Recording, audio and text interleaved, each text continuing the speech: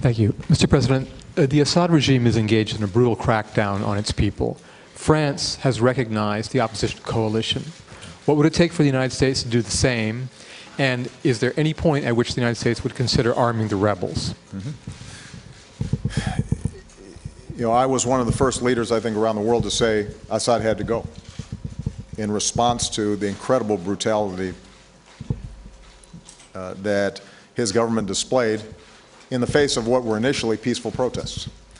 Obviously, the situation in Syria has deteriorated since then. We have been extensively engaged with the international community as well as regional powers to help the opposition. You know, we've committed to hundreds of millions of dollars of humanitarian aid to help folks both inside of Syria and outside of Syria. We are constantly consulting with the opposition on how they can get organized so that they're not splintered and divided in the face of the onslaught from the Assad regime.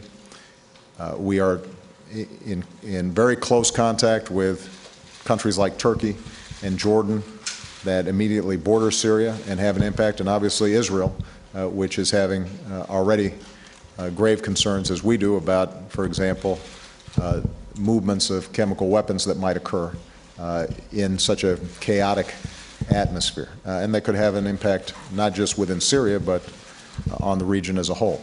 I'm encouraged to see that the Syrian opposition created an umbrella group that may have more cohesion than they've had in the past. We're going to be talking to them. My envoys are going to be traveling to various meetings that are going to be taking place with the international community and the opposition. We consider them a legitimate representative of the aspirations of the Syrian people. We're not yet prepared to recognize them as some sort of government in exile, but we do think that it is a broad-based representative group. One of the questions that we're going to continue to press is making sure that that opposition is committed to a democratic Syria, an inclusive Syria, a moderate Syria. We have seen extremist elements insinuate themselves into the opposition. And one of the things that we have to be on guard about, particularly when we start talking about arming opposition figures, is that we're not indirectly putting arms in the hands of folks who would do Americans harm or do Israelis harm or otherwise engage in actions that are detrimental to our national security. So we're constantly probing and working on that issue.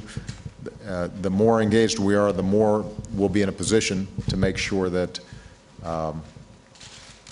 that we are encouraging the most moderate, thoughtful elements of the opposition that are committed to inclusion, observance of human rights, and working cooperatively with us over the long term.